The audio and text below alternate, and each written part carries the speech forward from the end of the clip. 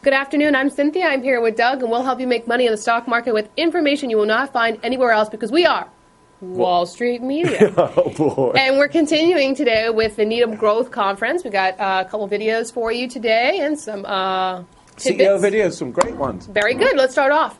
Patrick J. Scannell, Jr., Senior Vice President and CFO of Netezza Corp's NZ ticker, showed his confidence in their products in the areas of databases, servers, and storage.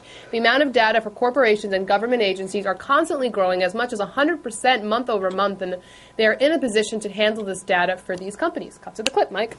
So as you look at the opportunity that's in front of us, we address a number of different vertical marketplaces.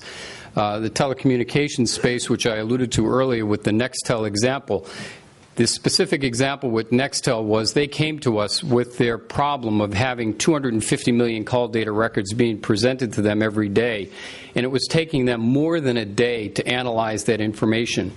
And they were using a combination of Sun, Oracle, EMC. When Netezza was introduced, they were, with our first generation product, in fact, they were able to take that 250 million call data record and analyze that in a matter of hours. And they came back to us 3 months later and purchased a larger system and were able to look at 120 days worth of information. And what they were doing was analyzing the tracking of those call data of the tickets for revenue assurance and to optimize least cost routing, to optimize that call the best way across the network. Retail, so telecommunications represents anywhere from 20 to 25% of our business traditionally. Retail, which represents about 15%, and we've combined retail and e-business on that slide. E-business is advertising, media. The combination of those two are probably in the range of 20 to 25%. If you think about what's happening in that sector, one example is Stop and Shop, a food grocery store.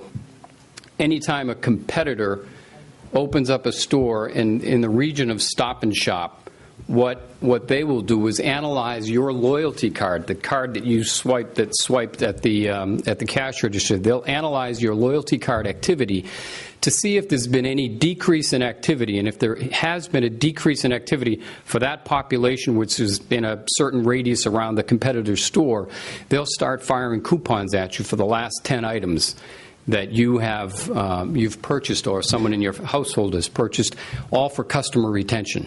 And before Netezza, they couldn't even think of doing that. And you think about the volumes of data that they have to manage through to get at that type of information. If you look at e-business, AOL is a customer of ours. Every time you click on a banner ad, what's happening there is they are accumulating the demographics, your demographics, and sending those demographics back to the advertisers to make sure that this is targeted at the right target audience for that community. Again, volumes of data that they're sifting through to get at and to get at that particular piece of information, and so on and so forth. Our analytical service providers is a term that we've coined at Netezza, but what that represents are companies who use the Netezza platform to outsource and do, for example, credit card processing on behalf of others. It's companies like Axiom, Epsilon, Fair Isaacs, whose business is to crunch data and to provide that to others. And we're back. Cool Very stuff. good. You love technology. I love it. Lawrence Salas, CEO, and George Blanton, CFO of Anaren Incorporated, ANEN ticker, spoke about their focus on expanding in the commercial market for usage of wireless applications on laptops, TV receivers, and cell phones. They have recently acquired 2 companies that will help them move forward with the new radar technology and penetrate further into the defense market. Cut to it, Mike. Just one specific opportunity to show you the relevance of the acquisitions that we just recently completed. Historically, we've been a manufacturer, Anaren, of the beamformers or manifolds used in electronically scanned radars. This technology has been around in ground-based applications for the last 10 or 15 years and is now being targeted and deployed on all different types of airborne applications for every modern fighter UAV application. This technology replaces mechanically steered radars and has exceptionally superior capability to track multiple targets and to be able to look at the ground and the air simultaneously. in order to miniaturize the technology for the airborne applications, we acquired a company called Unicircuit. Unicircuit has a multi-layer strip line technology that's advanced from our own capability. We have been working with them as a supplier for the last couple of years and acquired them to be able to build these manifolds or beamformers for fighter and UAV applications, where we see tremendous opportunity. Our MS Kennedy acquisition with a hybrid electronic module technology gives us content in the active array of these radars, the active transmit receive modules used for military electronically scanned radars, as well as in the control and signal processing side of these modern radar applications. So significantly expanding our addressable market and giving us the ability to provide integrated solutions to our customers so that they don't have to go out to multiple small sources to bring together this full functioning capability. So if you look at our space and defense business, we've seen good, steady growth for the last several years. It's very much a backlog-driven business. Our lead times, because of the complexity of products, is typically on the order of 9 months. We often have a year's backlog or more in this business, so it's a pretty predictable revenue stream for us, very unlike the wireless side of our business. And with the two acquisitions, we get the run rate up to about $100 million type of overall run rate.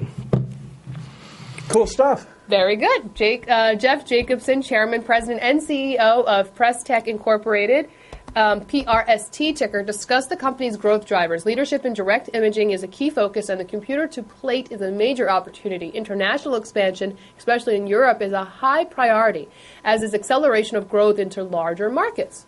It's up to that one, Mike. You've got nothing for us, Mike? All right, fine. Jay Freeland. And we're back. You are the worst Vanna White ever. Jay Freeland, CEO, and Keith Baer, CFO of FARO, FARO Technologies Incorporated. No, it's not incorporated, actually. FARO ticker expressed it could be. That is a question that you should find out for us. Expressed that they are comfortable about their market share and that they have been experiencing increased demand for tools to capture accurate 3D data. This is because the need for the tools they produce is ever expanding into new markets as people adopt and integrate new technologies into their production process. Richard Belluzzo, CEO of Quantum Corp, QTM ticker, explained that they have been the pioneers in the disk-based storage and deduplication and replication technology market. They feel that this will change from a market to a fundamental aspect of storage technology and that they will be the best positioned to take advantage of this shift. Rolf Halim, CEO of Mindspeed Technologies Incorporated, MSPD, says that the company's voice over IP and analog segments will be the ones with the biggest growth in 2009. He says that there are also significant growth opportunities in their high-performance analog markets, including switchers, fiber optic transmission, which you love, and HD TV broadcast video. So that's good stuff. And don't forget, we're here every day at Wall Street Media, WSMCO.com. Don't forget to check out StockTwits. Say goodbye to it. Goodbye. Goodbye.